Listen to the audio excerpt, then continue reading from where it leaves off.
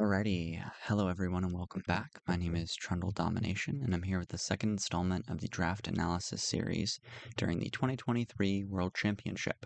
Today I want to talk about the draft of Game 1 between GAM and TW in the last part of the first stage of Worlds. So here's your spoiler warning for this series if you haven't seen it yet, but I'm going to go ahead and get right into it. So in this draft, GAM's on blue side and Team Wales is on the red side, and the order of the draft is what you see on the screen here.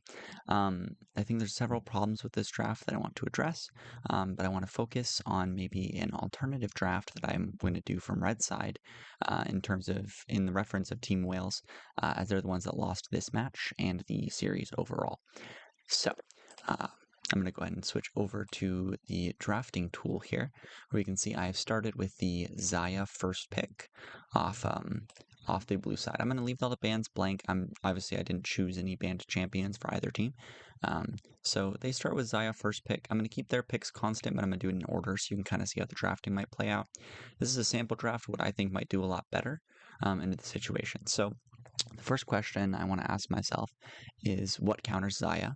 And secondly, what pairs well with Xayah that I might want to counter as well. So the first thing I think that counters Xayah is some poke. So I immediately pick up Kai'Sa, as the AP build is still very strong and has very good poke, as well as after maybe a Xayah ult is busted, has really good all-in, which will counter pretty hard. Secondly, I know that a Rakan will be likely in B2 or B3, so I pick a Poppy to counter that engage, and also be able to be a flex pick. And you can see that these two are both flex picks. Kai'Sa is also played sometimes in the mid lane. Poppy can be top, jungle, mid, or support, really. So she's almost a four-way flex there. So these two picks are really, really good. Hopping back over to B2, you can see that they pick the Rakan as we predicted.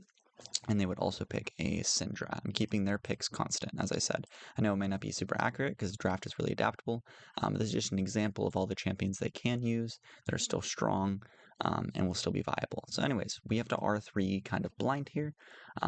So it's a little bit of a difficult choice trying to find something that's hopefully not going to lose lane to the Syndra, but will also still fit in with our team comp. So I had kind of two choices here. I was thinking either Talia or even a Ziggs. I'm thinking I might go with Talia here just for the extra anti-mobility and zone control, but Ziggs would also do very well at that. Considering actually we might throw Ziggs in here just for this sample draft. I think it'd be really good. Anyways, after second rounds of bans, we have to R4, which we are going to R4 our support with a neutral game focus support, which is Blitzcrank. So Blitzcrank does really well in this case because he's a front line alongside Poppy, but he also has the ability to pull into his team, which does really well against the kind of kite back anti-dive comp, because Blitzcrank doesn't dive, but he's also kind of an engager. So it works out really well for this, and honestly I think this champion is really underutilized. One good Q can immediately change a game. So then they have to B4, B5, and they picked Viego and Renekton. So that's B4, B5. So now we have to last pick, and we're thinking about several factors here. We want to be able to counter the Renekton in top lane with our last pick, assuming we send the Poppy jungle. Poppy doesn't do that well into Renekton, so we probably do want to send her jungle, but you can see the importance of the flex pick there. We are going to R5 in Ornn, because he beats Renekton in lane in a lot of cases, and he outscales hard. So you can see this team, alongside the Ziggs, we do have some side lane pressure and turret demolition, as well as an aggressive early game jungler, a scaling bot lane, and a scaling top lane. So we kind of all around, we have the ability to counter their comp with their mobility and their engage and their disengage.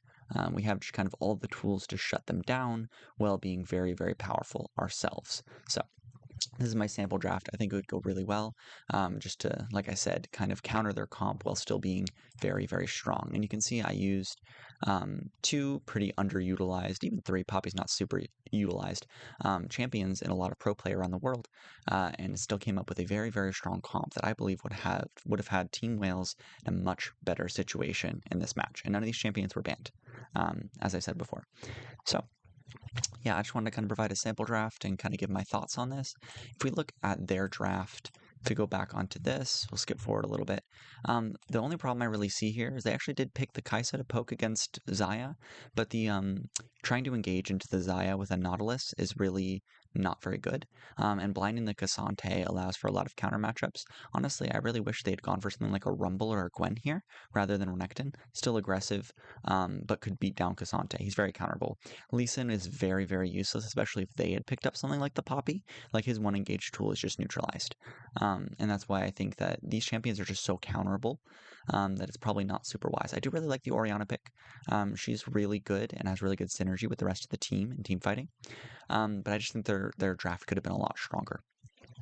So, thank you. That is my analysis and proposed changes for this game between GAM and TW. If you want to see more of these kind of short analysis videos, please make sure to like and subscribe. And I will happily oblige. Have a fantastic day.